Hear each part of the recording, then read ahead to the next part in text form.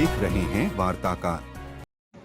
Rashtrawadi Congress party की सांसद सुप्रिया सुले ने आज मातोश्री पर जाकर उद्धव ठाकरे का आभार व्यक्त किया।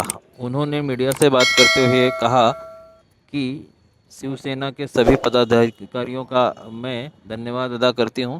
इसके साथ ही उन्होंने यह भी किया कि कांग्रेस के जो वरिष्ठ नेता है राहुल गांधी, सोनिया गांधी, खड़गे जी, उनसे भी मिलने का समय मांगा है और मिलकर वो उन्हें धन्यवाद करेंगी।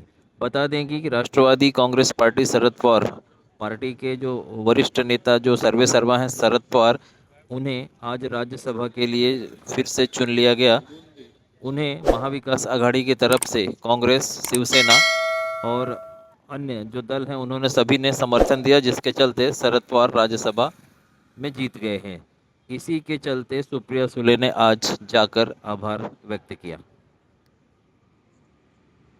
आज मैं उद्धव जी, रश्मिताई और उनकी फैमिली और शिवसेना के हर कार्यकर्ता को तहे दिल से आभारी हूँ कि इस इलेक्शन में जो साथ शिवसेना ने हमें दी है उसकी बहुत बहुत आभारी।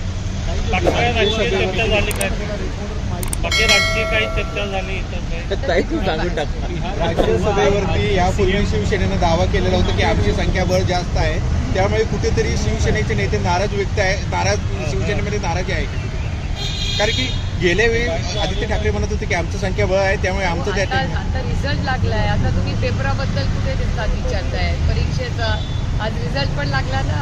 आज एक गोष्ट अशी आहे, राज्यसभेवर शरद पवार जात आहेत, त्याचबरोबर तुम्ही सुद्धा आहात तिथे आणि मी राज्यसभेत नाही, मी लोकसभेत तिथे आहात, खासदार म्हणून तुम्ही आहात आणि त्याचबरोबर पार्थ पवार सुद्धा जात आहेत तिथे, कसं पाहतात? कारण की जे लोक आज देशातून राज्यसभेला निवडून आले त्यांना मी मनापासून शुभेच्छा देते।